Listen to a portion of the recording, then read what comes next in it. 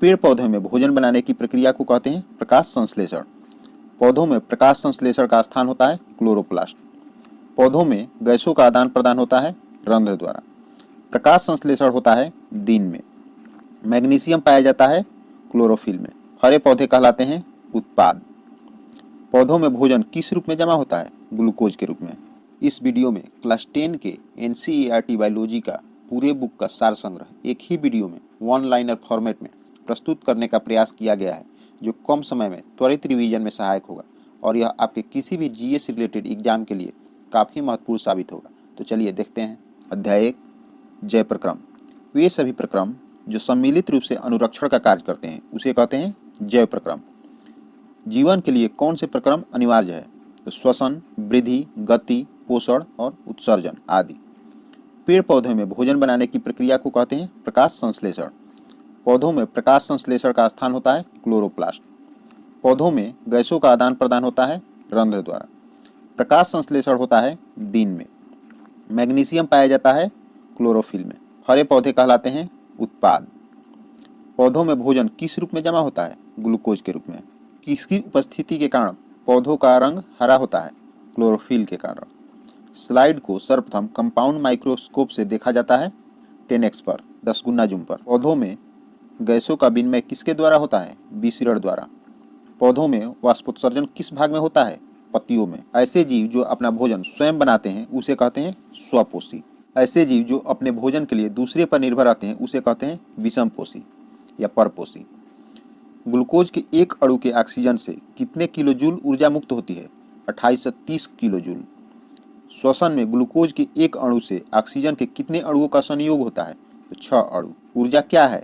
कार्य करने की क्षमता को ऊर्जा कहते हैं। ATP का पूर्ण रूप क्या है? तो एडिनोसिन ट्राइफॉस्फेट। कोशिकीय श्वसन कोशिका के किस अंगक में होता है? माइटोकॉन्ड्रिया में। श्वसन कितने प्रकार के होते हैं? 2, ऑक्सी श्वसन और अनॉक्सी श्वसन। कोशिका का पावर हाउस किसे कहते हैं? माइटोकॉन्ड्रिया को। श्वसन के संपूर्ण प्रक्रम में ग्लूकोज के एक अणु के ऑक्सीकरण से कितने ATP बनते हैं? कुल 38 ATP। अनॉक्सी श्वसन में ग्लूकोज के एक अणु के ऑक्सीकरण से कुल कितने ATP बनते हैं? 8 ATP। श्वसन किसके विपरीत होता है? प्रकाश संश्लेषण के। श्वसन में किस प्रकार की ऊर्जा खर्च होती है? यांत्रिक ऊर्जा। ECG का पूरा नाम क्या है? तो इलेक्ट्रोकार्डियोग्राम। इथाइल अल्कोहल किस प्रकार के श्वसन से बनता है? अवायवीय। प्रकाश संश्लेषण क्रिया में ऑक्सीजन बाहर निकलता है जल से। मानव हृदय में कितने कोष्ठक होते हैं? तो 4। मानव हृदय का औसत प्रकुंचन दाब कितना होता है? 120 mmHg। मनुष्य का हृदय प्रति मिनट में कितना बार धड़कता है? 72 बार। मनुष्य में सांस लेने और छोड़ने की क्रिया को क्या कहते हैं? श्वासोच्छ्वास। निश्वास द्वारा निकली वायु में रहती है CO2 यानी कार्बन डाइऑक्साइड गैस। प्रकृति में ऑक्सीजन का संतुलन कैसे बना रहता है? प्रकाश संश्लेषण द्वारा। रक्त किसकी उपस्थिति के कारण लाल दिखाई देता है? हीमोग्लोबिन के कारण। वायुमंडल में CO2 गैस की उपस्थिति है 0.03%। लार में कौन सा एंजाइम पाया जाता है? एमाइलेज। वसा का पाचन किसके द्वारा होता है? लाइपेज के द्वारा। किस पाचक रस के प्रभाव से अमाशय में दूध का थक्का सा जम जाता है? रेनिन के कारण। आहार नाल का सबसे लंबा भाग है छोटी आंत। पेप्सिन नामक एंजाइम भोजन के प्रोटीन को किस में बदलता है? पेप्टोन में। दही में जमने में कौन सी क्रिया सहायक होती है? किण्वन। प्रत्येक गुर्दे में कितने नेफ्रॉन होते हैं? लगभग 12 लाख। वृक्क के संरचनात्मक एवं क्रियात्मक इकाई को क्या कहते हैं? नेफ्रॉन। मनुष्य के प्रत्येक वृक्क नलिकाओं की संख्या कितनी होती है? 1 मिलियन। वह विधि जिसमें जीव पोषक तत्वों को ग्रहण कर उनका उपयोग अपने वृद्धि एवं जनन के लिए करते हैं उसे कहते हैं पोषण। अमीबा अपना भोजन कैसे पकड़ता है? कूटपाद द्वारा। ग्लाइकोलिसिस की क्रिया कहाँ संपन्न होती है? कोशिका द्रव्य में। यहाँ द्रव्य होगा। द्रव्य। पौधों में जल के लिए कौन उत्तरदायी है? जाइलम। रक्त में हल्के पीले रंग के चिपचिपे द्रव को क्या कहते हैं? सीरम। फुसफुस सिराएं हृदय के किस वेशम में खुलती है? बायालिंद। रक्तदाब मापने वाले यंत्र को क्या कहते हैं? स्फाइग्नोमैनोमीटर। शुद्ध रक्त को शरीर के विभिन्न भागों में कौन ले जाती है? धमनियाँ। पौधों में निर्मित भोजन का एक अंग से दूसरे अंग में जाने की क्रिया कहलाती है परिवहन। यूरिया रक्त में कहाँ से प्रवेश करते हैं? यकृत से। ब्रिक किस जैव प्रक्रम का हिस्सा है? तो उत्सर्जन का। रेजिन किस पौधे का उत्सर्जी पदार्थ है? चीड़ का। अवायवीय श्वसन की पूरी प्रक्रिया कहाँ से पूरी होती है? कोशिका द्रव्य में। मनुष्य में पाचन का आरंभ कहाँ से होता है? मुख गुहा से। रक्षी कोशिकाएं कहाँ पाई जाती है? पत्तियों में। श्वसन क्रिया के दौरान कौन सी गैस हम लेते हैं? O2 यानी ऑक्सीजन गैस। श्वसन क्रिया के दौरान कौन सी गैस हम छोड़ते हैं? CO2 यानी कार्बन डाइऑक्साइड गैस। हृदय से रक्त को संपूर्ण शरीर में पंप किया जाता है? अलिंदों द्वारा। कवक में पोषण की कौन सी विधि पाई जाती है? मृतजीवी। अध्याय 2 नियंत्रण एवं समन्वय। तंत्रिका तंत्र की रचनात्मक एवं कार्यात्मक इकाई को कहते हैं न्यूरॉन या तंत्रिका कोशिका। यहाँ न छूटा। मानव शरीर की सबसे बड़ी कोशिका है न्यूरॉन। ऐसी क्रियाएं जिन पर हमारा नियंत्रण रहता है उसे कहते हैं ऐच्छिक क्रियाएं। ऐसी क्रियाएं जिन पर हमारा नियंत्रण नहीं रहता है उसे कहते हैं अनैच्छिक क्रियाएं। मानव मस्तिष्क के कितने भाग होते हैं? 3। मेरुरज्जु से कितनी जोड़ी मेरु तंत्रिकाएं निकलती है? 31 जोड़ी। मस्तिष्क का कौन सा भाग शरीर की स्थिति एवं संतुलन का अनुरक्षण करता है? अनुमस्तिष्क। ऑक्जिन हार्मोन की खोज कब और किसने किया था? तो 1928 में FW वेंट ने। जिब्रेलिन हार्मोन की खोज कब और किसने किया था? तो 1938 में T याबूता सुमिकी और T हयाशी। एब्सेसिक एसिड की खोज कब और किसने किया था? तो 1960 में WC लियू और HR कॉर्न्स ने। RNA का पूरा नाम क्या है? तो राइबोन्यूक्लिक अम्ल। पौधों का प्रकाश की ओर बढ़ना या गति करना कहलाता है प्रकाशानुवर्तन। पौधों की जड़ों का पृथ्वी के गुरुत्व की दिशा में बढ़ना कहलाता है गुरुत्वानुवर्तन। पौधों को किसी विशेष रासायनिक पदार्थ की ओर मुड़ना कहलाता है रसायन अनुवर्तन। पौधों की जड़ों का जल की दिशा में बढ़ना कहलाता है जलानुवर्तन। थायराइड ग्रंथि से निकलने वाला हार्मोन है थायरॉक्सिन। थायरॉक्सिन की कमी से कौन सा रोग होता है? मिक्सिडेमा। पैराथायरॉइड ग्रंथि से निकलने वाला हार्मोन है एड्रिनल ग्रंथि से निकलने वाला हार्मोन है एड्रिनलिन। एड्रिनल ग्रंथि के कितने भाग होते हैं? 2, कॉर्टेक्स और मेडुला। पीनियल ग्रंथि से निकलने वाला हार्मोन है मेलाटोनिन। पीनियल ग्रंथि कहाँ पाई जाती है? मस्तिष्क के कॉर्पस कैलोसम के निकट। इंसुलिन हार्मोन कहाँ बनता है? लैंगरहैंस दीपिकाओं में। इंसुलिन हार्मोन का खोज कब और किसने किया था? तो सन 1921 में बैंटिंग ने। इंसुलिन की कमी के कारण कौन सा रोग होता है? मधुमेह। कौन हार्मोन रक्त में चीनी की मात्रा को नियंत्रित करता है? तो इंसुलिन। नर हार्मोन है टेस्टोस्टेरोन। क्लोरोफिल वर्ण का रंग होता है हरा। 2 तंत्रिका कोशिका के मध्य खाली स्थान को कहते हैं सिनेप्स। कौन सी ग्रंथि अंतःस्रावी और बाह्यस्रावी दोनों है? तो अग्न्याशय। रक्त में आयरन की कमी से होने वाला रोग है एनीमिया। ग्वाइटर अथवा घेघा रोग पनपता है आयोडीन की कमी से। पॉन्स मेडुला और अनुमस्तिष्क किसका भाग है? मध्य मस्तिष्क का। डेंगू उत्पन्न करने वाले मच्छर किस तरह के जल में उत्पन्न होते हैं? शुद्ध जल में। फल पकाने के लिए प्रयुक्त होता है एथिलीन। मस्तिष्क का कौन सा भाग हृदय स्पंदन तथा श्वसन गति को नियंत्रित करता है? मेडुला। मानव में डायलिसिस थैली है नेफ्रॉन। एब्सिसिक एसिड किस तरह का रसायन है? वृद्धि रोधक। हार्मोन स्रावित होता है अंतःस्रावी ग्रंथि से। प्रतिवर्ती चाप कहाँ से बनते हैं? मेरुरज्जु में। मेरुरज्जु की रक्षा कौन करता है? कशेरुक तंड। एडीएच हार्मोन कौन स्रावित करता है? पीयूष हार्मोन। रक्त में कैल्शियम की मात्रा का नियंत्रण किस अंतःस्रावी ग्रंथि द्वारा होता है? पैराथायरॉइड ग्रंथि द्वारा। पौधों में समन्वय की विधि है रासायनिक विधि। जैविक क्रियाओं के बीच समुचित समायोजन हेतु तंत्रों का एक साझा कार्य करना कहलाता है समन्वय। निश्चल कणिकाएं पाई जाती है न्यूरॉन में। वृषण द्वारा स्रावित हार्मोन को कहते हैं टेस्टोस्टेरोन। न्यूरॉन के किस भाग में संवेदना का विद्युत आवेशन में परिवर्तन हो जाता है? तो साइटोन में। कलियों की वृद्धि और बीजों के अंकुरण को रोकने वाला हार्मोन है एब्सिसिक एसिड।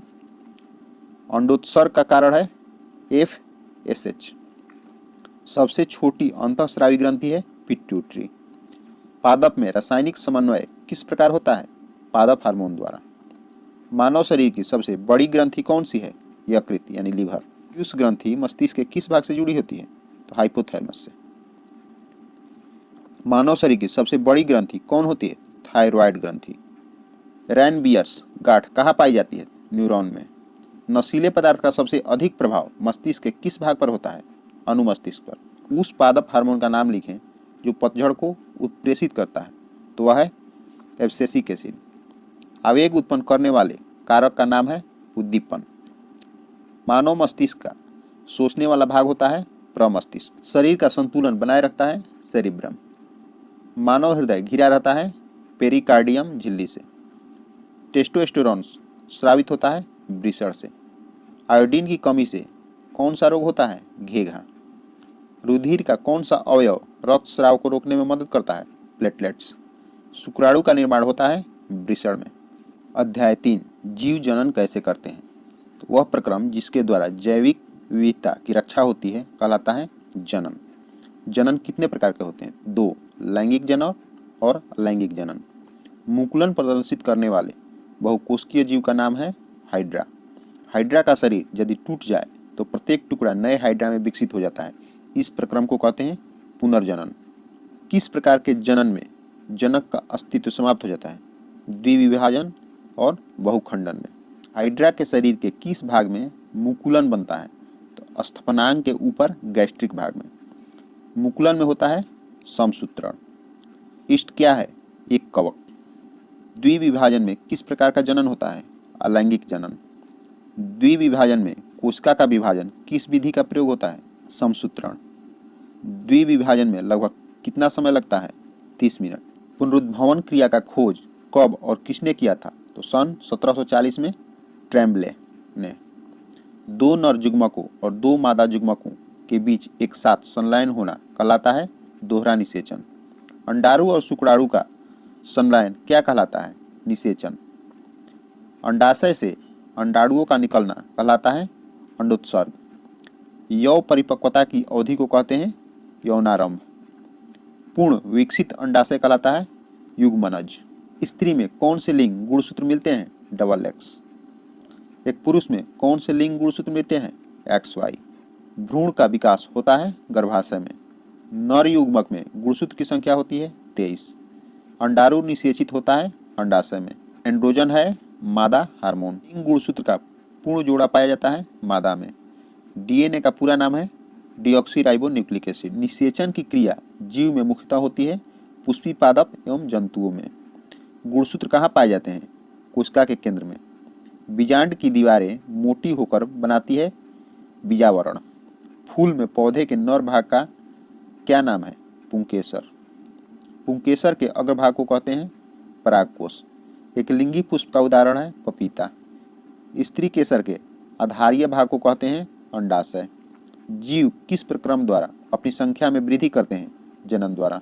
मानव जनन अंग किस आयु में परिपक्व एवं क्रियाशील होता है? 18 वर्ष में। प्लैनेरिया में अलैंगिक जनन की विधि है अपखंडन। द्विखंडन एवं बहुखंडन विधि से उत्पन्न वंशजों को क्या कहते हैं? अनुजात। महिलाओं में मासिक चक्र की अवधि होती है 28 दिनों में। कॉर्पस लूटियम से स्रावित हार्मोन है प्रोजेस्टेरॉन। कौन सा प्रोटोजोआ जनित लैंगिक जनन संचारित रोग है? ट्राइकोमोनिएसिस। कौन विषाणु जनित लैंगिक जनन संचारित रोग है? तो एड्स। कौन बैक्टीरिया जनित लैंगिक जनन संचारित रोग है? तो सिफिलिस। पौधों में मादा युग्मकों को कहते हैं अंडाणु। निम्नलिखित में कौन लैंगिक जनन संचारित रोग है? तो एड्स और गोनेरिया। परागकोश में होते हैं परागकण। पुष्प का कौन सा भाग फल बनता है? अंडाशय। मुकुलन द्वारा अलैंगिक जनन होता है इष्ट में। मुकुलन द्वारा प्रजनन किसमें होता है? इष्ट में। पुष्पी पौधों में लैंगिक जनन किसके द्वारा होता है? फूलों द्वारा। पुष्प का कौन सा भाग परागकण बनाता है? पुंकेसर। डेंगू उत्पन्न करने वाला मच्छर किस तरह के जल में होता है? साफ जल में। मूत्र का रंग किसके कारण पीला होता है? यूरोक्रोम के कारण। मानव मूत्र में यूरिया का प्रतिशत मात्रा कितनी होती है? 2%। पौधों में जनन अंग कहाँ पाए जाते हैं? पुष्प में। पुष्प के कितने भाग होते हैं? 4। बाह्य दलपुंज, दलपुंज, पुमंग, नर, स्त्री केसर, मादा। जब फूल कली की अवस्था में रहता है तो उसकी रक्षा कौन करता है? बाह्य दलपुंज। फूल का कौन सा सामान्य कीट पतंगों को अपनी ओर आकर्षित करता है? दलपुंज। पुष्प के नर जनन अंग या पुमंग के कितने भाग होते हैं? 3, योजी और परागकोश। मादा जनन अंग या जयांग के कितने भाग होते हैं? तो इसका भी 3, अंडाशय, वर्तिका और वर्तिकाग्र। परागकण कितने प्रकार के होते हैं? 2, स्वपरागण एवं परपरागण। मादा जनन तंत्र से किस हार्मोन का स्राव होता है? तो एस्ट्रोजन एवं प्रोजेस्टेरोन। मानव मादा का गर्भकाल का समय काल कितना होता है? 9 माह। ऐसे जीव जिसमें दोनों लिंग उपस्थित होते हैं उसे क्या कहते हैं? द्विलिंगी या उभयलिंगी। स्वपरागण किस पौधों में होता है? उभयलिंगी पौधों में। घेघा किस समुदाय का प्राणी है? मोलस्का। अध्याय 4, आनुवांशिकता एवं जय प्रक्रम। वह जटिल प्रक्रम जिसके अंतर्गत लैंगिक जनन के माध्यम से माता पिता के विशिष्ट लक्षण उनकी संतानों में पीढ़ी दर पीढ़ी पहुंचते रहता है उसे कहते हैं आनुवांशिकता। मानव में ऑटोसोम की संख्या होती है 22 जोड़ी। मनुष्य में लिंग निर्धारण करता है लिंग क्रोमोसोम। मानव शरीर में लगभग कितने जीन होते हैं? 30,000 से 40,000। बच्चे के लिंग का निर्धारण किस गुणसूत्र पर निर्भर करता है? पिता के वाई गुणसूत्र पर। उड़हुल किस प्रकार का फल होता है? द्विलिंगी। कीटों के पंख और चमगादड़ के पंख किस प्रकार के अंग होते हैं? समवृत्तीय अंग। जीन शब्द किसने प्रस्तुत किया था? जॉनसन ने। मेंडल ने अपने प्रयोग के लिए किस पौधे को चुना था? मटर। वंशगत नियमों का प्रतिपादन किसने किया था? ग्रेगर जॉन मेंडल ने। मेंडल ने अपने प्रयोग के लिए बगीचे में उगाए जाने वाले किस पौधे का चयन किया? साधारण मटर का। मेंडल के मटर कुल के पौधे पाइसम सैटिवम के कुल कितने जोड़े विकल्पी लक्षणों का अध्ययन किया? 7 लक्षणों का। पक्षी एवं चमगादड़ के पंख किस प्रकार के अंग हैं? असमजात अंग। उपार्जित लक्षणों का वंशागति सिद्धांत किसने प्रतिपादित किया था? लैमार्क ने। प्राकृतिक चुनाव द्वारा जीवों का विकास कहलाता है डार्विनवाद। जीव विज्ञान की वह शाखा जिसमें जीवों के आनुवांशिकता एवं विभिन्नता का अध्ययन किया जाता है कहलाता है जेनेटिक्स। आनुवांशिकता का पिता किसे कहा जाता है? ग्रेगर जॉन मेंडल को। हमारे हाथ तथा कुत्ते के अग्रपाद किस तरह के अंग का उदाहरण है? समजात अंग। किसी जीव की जीनो संरचना कहलाता है जीन प्ररूप या genotype. The origin of a species नामक पुस्तक किसने लिखी? डार्विन ने। अफ्रीकी मानव का सबसे निकट संबंध है चिंपैंजी से। गुणसूत्र किसके बने होते हैं? डीएनए तथा प्रोटीन के। प्राकृतिक चयन का सिद्धांत किसने दिया था? डार्विन ने। कौन एक उभयलिंगी जंतु है? केंचुआ। जीवन उत्पत्ति के समय पृथ्वी का वातावरण कैसा था? औपचायक। मेंडल के एक संकर्ण प्रयोग के दौरान F2 लंबे एवं बौने पौधे का लक्षण प्रारूपी अनुपात है 3:1। जीवन की उत्पत्ति पृथ्वी पर कहाँ हुई थी? जल में। ग्रेगर जॉन मेंडल ने अपना नियम कब दिया? 1866 में। गुणसूत्र का खोज कब और किसने किया था? 1875 में स्ट्रॉसबर्गर ने। कौन सा रक्त समूह सबसे रक्त ले सकता है? AB। कौन सा रक्त समूह सबको रक्त दे सकता है? O। जीवाश्म विज्ञान में किसका अध्ययन होता है? जीवाश्मों का। डीएनए का खोज कब और किसने किया था? 1853 में जेम्स वाटसन एवं फ्रांसिस क्रिक ने। डीएनए का पूरा नाम है डीऑक्सीराइबो न्यूक्लिक अम्ल। आरएनए का पूरा नाम है राइबो न्यूक्लिक अम्ल। आरएनए का खोज कब और किसने किया था? 1868 में फ्रेडरिक मिसर ने। एक वयस्क मनुष्य के कितने दांत होते हैं? 32। ट्रैकिया किस जीव का श्वसन अंग है? कॉकरोच के। रक्त क्या है? रक्त एक सरल संयोजी ऊतक है। दांत की सबसे ऊपरी परत है इनेमल। आरबीसी का जीवन अवधि होता है 120 दिन। प्रसिद्ध पुस्तक द माइक्रोग्राफिक किनके द्वारा लिखी गई थी? रॉबर्ट हुक द्वारा। मनुष्य में श्वेत रक्त कोशिकाओं की जीवन अवधि कितनी होती है? 12 से 20 दिन। WBC का कब्रिस्तान किसे कहते हैं? प्लीहा को। ऑक्सीजन का वाहक कौन है? हीमोग्लोबिन। हीमोग्लोबिन की कमी से कौन सा रोग होता है? एनीमिया। किस जीव में हीमोग्लोबिन नहीं होता है? तिलचट्टा यानी कॉकरोच में। मानव मस्तिष्क का भार होता है 1.4 किलोग्राम यानी 1300 से 1400 ग्राम। मछली का श्वसन अंग है गिल्स। तिलचट्टा में कितने जोड़े श्वास रंध्र पाए जाते हैं? 6। सजातीय जीवधारियों द्वारा किस प्रकार की नाइट्रोजनी पदार्थ कचरा का उत्सर्जन होता है? अमोनिया। कौन बौने पौधों को दर्शाता है? Small double T. सजीव की जीवित इकाई को क्या कहते हैं? कोशिका। विटामिन ए की कमी से होने वाले रोग का नाम लिखें। तो रतौंधी विटामिन ए की कमी से होता है। तिलचट्टा का श्वसन अंग क्या है? ट्रैकिया। ग्रेगर जॉन मेंडल का जन्म और मृत्यु कब हुआ था?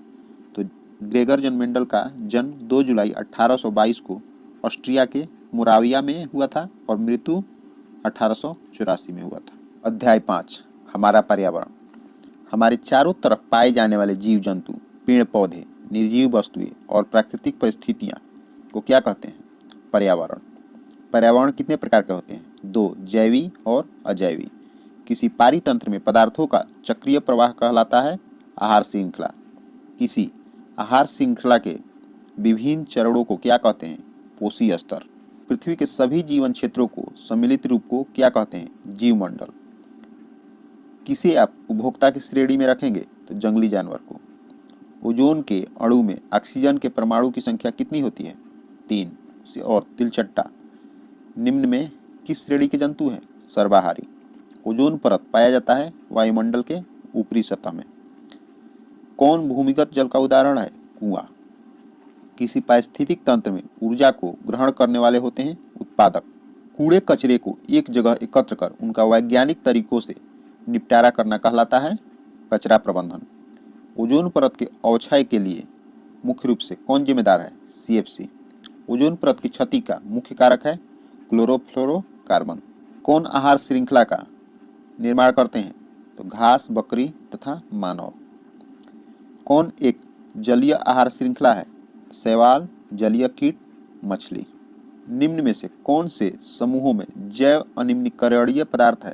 तो घास, लकड़ी तथा प्लास्टिक।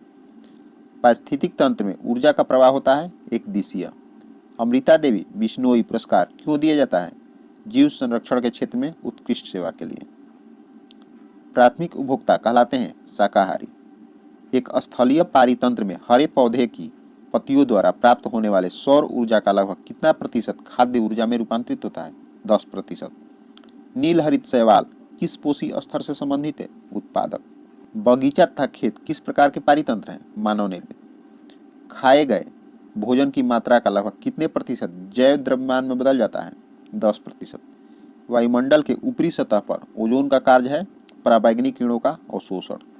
संयुक्त राष्ट्र पर्यावरण कार्यक्रम के अंतर्गत विभिन्न राष्ट्रों के बीच सर्वानुमति बनी कि CFC का उत्पादन को 1986 का स्तर पर ही सीमित रखा जाए। यह सर्वानुमति किस वर्ष बनी थी? 1987 में। विकासीय दृष्टिकोण से हमारी किससे अधिक समानता है? चिंपैंजी से। जैव विविधता का विशिष्ट स्थल है वन। सभी जीव जंतुओं के लिए ऊर्जा का अंतिम स्रोत है